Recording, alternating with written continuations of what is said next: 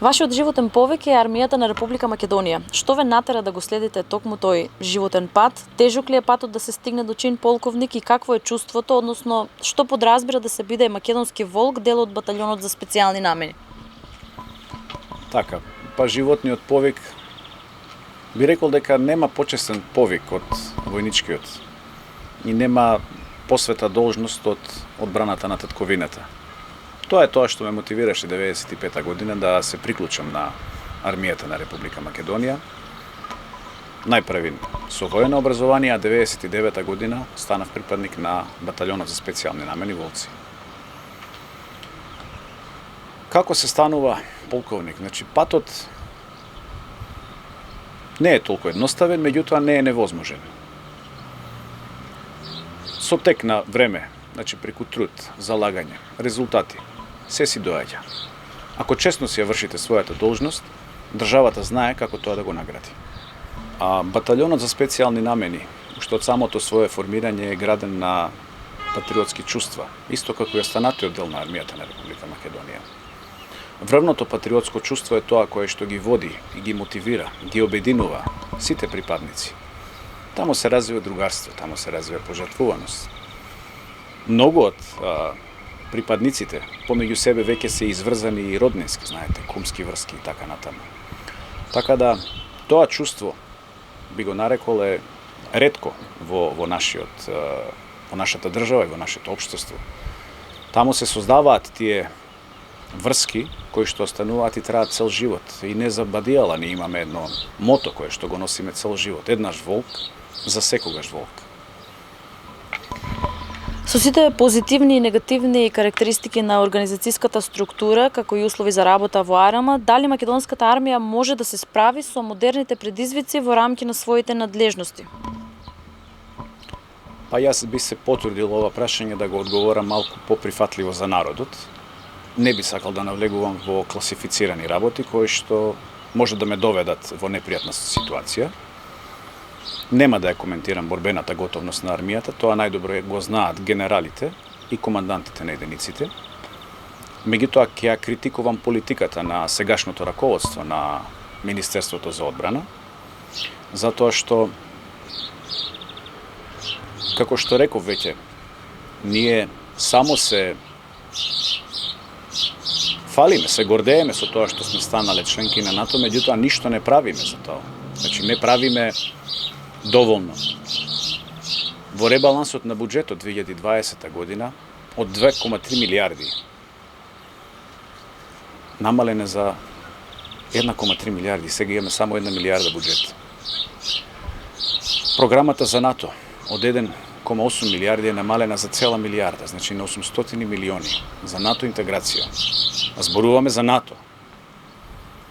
Минатата година, 2019 година, реализацијата на капиталните инвестиции беше 25%.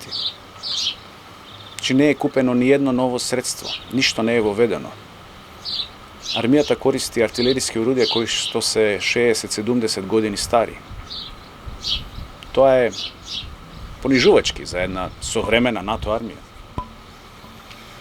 2018 година реализацијата на буџетот беше малку поголема, меѓутоа тоа се должи на набавката на службени моторни возила кои што си ги купија функционерите во Министерството. Меѓутоа не купија никакви борбени системи за војниците. Не го подобрија животот. Напротив, се гордееме со тоа што сме купиле униформа на војниците. По еден пар панталони и по една кошула. Па нели е тоа поразително? Па тоа е како обичниот граѓанин сега да дојде и да ви се пофали дека ги платил сметките за струја и за телефон. Па тоа е нормално. Значи, како да ви кажам, стана пракса да се гордееме со нешто што е нормално. И таа политика на госпоѓата Шекеринска, што јас ја нарекувам од надворазно, а внатре празно, не е добра за армијата на Република Македонија, генерално. Таа не е добра дури за Република Македонија, затоа што лажно ја представуваме сликата пред нашите партнери. Според вас колкаво е моменталното влијание на политиката во АРМ и дали сметате дека е тоа лошо или корисно? Има влијание политиката, апсолутно дека има влијание политиката и за жал политичкото влијание е навлезено длабоко во армијата. Политичкото влијание во армијата е многу штетно за армијата, не е корисно. Армијата мора да биде изземена надвор од сите политички збиднувања. Војниците не смеат да бидат оптеретувани и да бидат притискани на овој или на оној начин за одредени работи, политички. Ние имаме ситуација кога во мировни мисии се испраќаат луѓе кои што мора да поминат на низ партиските структури, за жал. Значи не ги поминуваат процесите низ Министерството за одбрана кои што се пропишани, туку тие ги кршиме и испраќаме луѓе, припадници кои што можеби во моментов не се најсоодветни за извршување на тие должности. А луѓе кои што исто така кандидирале по редовен пат не заминуваат на тие мисии. Епа, на тоа може најдобро да се види дали има влијание или нема влијание политиката. Политиката исто така има влијание и на унапредувањата во армијата. Значи не се водиме од еден меритократен систем кај што секој ќе си го добие заслуженото.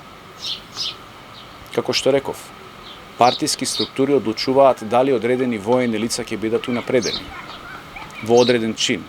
И тоа е сеј поизразено. Тоа го дури гледаме и во оваа кампања. Неколку информации до мене стигнаа дека се нудат многу поволни, да речам, услови за унапредување на поединци кои што не би биле унапредени доколку не би извршиле одредена политичка задача на нашиот политички противник. Јас само би им порачал: останете имуни на овие притисоци, останете имуни на овие подлажувања. Гледајте си ја професијата.